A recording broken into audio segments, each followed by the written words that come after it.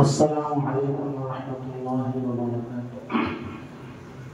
سب سے پہلے میں آپ حضرات کو اپنی طرف سے اور مدرسہ کے تمام اساتذہ کرام کی طرف سے ویلکم کہہ رہا ہوں، خوش آمدید کر رہا ہوں۔ ارحب بکم ترحیبا حارا بقلوبکم۔ آپ حضرات اتنی سخت گرمی میں اپنے تمام تر مصروفیات کو چھوڑ کر کے اس چھوٹے سے پروگرام میں تشریف لائے۔ آپ حضرات کا ہم تہہ دل سے شکر گزار ہیں کہ آپ حضرات اپنا قیمتی وقت صرف کیے۔ اللہ تبارک و تعالی آپ حضرات کے آنے کو قبول فرمائے۔ قال النبی صلی اللہ علیہ وسلم اذکروا محاسن موتاکم او کما قال علیہ الصلوۃ والسلام۔ نبی پاک صلی اللہ علیہ وسلم کا فرمان ہے کہ اپنے مردوں کے اچھے محاسن کو ذکر کیا کرو۔ دنیا میں بہت سارے لوگ آئے ہیں، آ کر کے چلے گئے، لیکن ایسے گئے جو نسیہ منسیہ ہو گئے، کسی نے ان کا نام بھی نہیں لیا، وہ بھولی بسری یادیں رہ گئی۔ لیکن کچھ لوگ ایسے بھی گزرے ہیں جن کا تذکرہ لوگوں کی زبان زد رہا۔ انہی لوگوں میں سے حضرت مولانا مشتاق احمد صاحب رحمۃ اللہ علیہ کی ذات بابرکات تھی۔ انہوں نے اپنے وقت میں بہت سارے کارنامے انجام دیے، جس کی وجہ سے لوگ آج بھی ان کا تذکرہ کرتے ہیں۔ اور ہمارے عزیزم اور عزیز محترم مولانا حمید اللہ صاحب قاسمی دامت برکاتہم نے بیڑا اٹھایا کہ حضرت کی شخصیت کے اوپر ان کے حالات کے بارے میں کچھ لکھ دیا جائے، تاکہ لوگ ان کے حالات کو پڑھ کر کے اپنے اندر بھی وہ جذبہ پیدا کریں، وہ خلوص للہیت پیدا کریں اور ان کے نقش قدم پر چل کر کے عوام کی، قوم کی اور لوگوں کی خدمت کریں۔ آپ حضرات اس کتاب کے اندر دیکھیں گے کہ بہت سارے علماء کرام اور بہت سارے احباب نے ان کے بارے میں لکھا ہے۔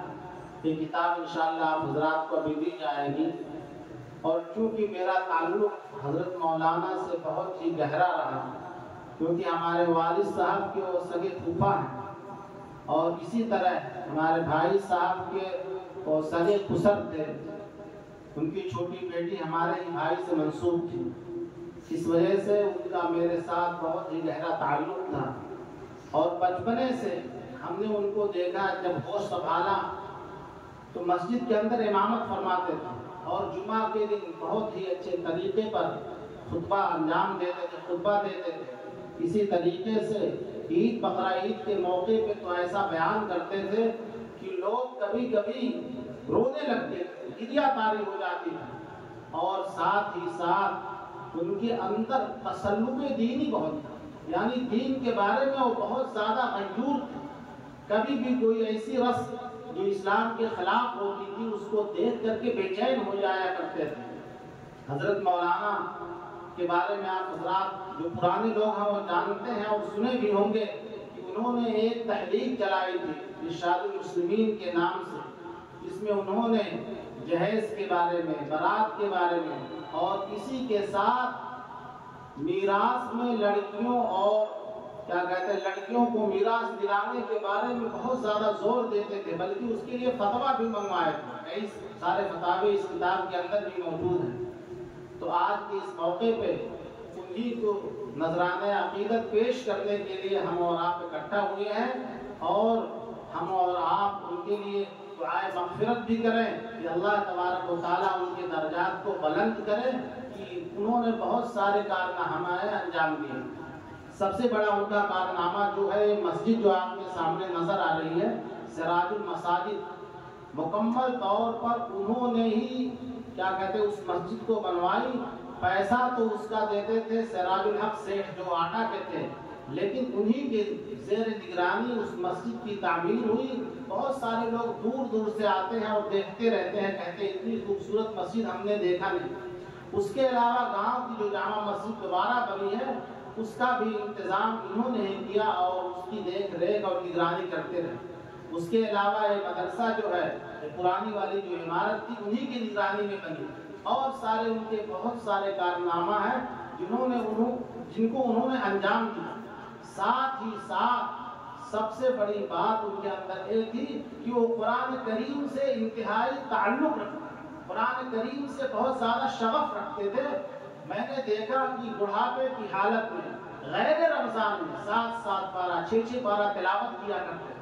یہ بہت بڑی بات ہے، ہم لوگ تو 1 پارہ 2 پارہ نہیں پڑھ پاتے ہیں، اور بیماری کی حالت میں، جبکہ ڈاکٹر نے ان کو منع کر دیا تھا کہ آپ روزہ نہ رکھیں، لیکن اس کے باوجود بھی وہ عزیمت پر عمل کرتے ہوئے پورے رمضان المبارک کا روزہ رکھا اور تراویح بھی پڑھی۔ بلکہ مجھ سے پوچھا کہ کیا میں بیٹھ کر کے تراویح پڑھ سکتا ہوں؟ ہم نے کہا بالکل، آپ تو معذور ہیں، آپ کے لیے اجازت شریعت نے دیا ہے تو بیٹھ کر کے پوری تراویح پڑھیں۔ اور تو اور آخری وقت میں ان کو سب سے زیادہ فکر رہتی تھی کہ لوگ دین پر چلنے والے بن جائیں، نمازی بن جائیں۔ اپنے بیٹے کے بارے میں بھی فکر مند رہتے تھے، مجھ سے کہتے تھے کہ اس کو سمجھاؤ کہ کم سے کم وہ نماز کا تو پابند ہو جائے۔ تو میرے محترم بزرگوں اور دوستوں، ان کے بہت سارے حالات ابھی آپ حضرات کے سامنے آئیں گے۔ اللہ تبارک و تعالیٰ آپ حضرات کے آنے کو قبول فرمائیں۔ میں اپنی طرف سے دوبارہ پھر آپ حضرات کو مبارکباد پیش کرتا ہوں کہ آپ لوگوں نے اپنا قیمتی وقت نکالا، کیونکہ وقت کم ہے، اس وجہ سے بہت مختصر بات کر رہا ہوں۔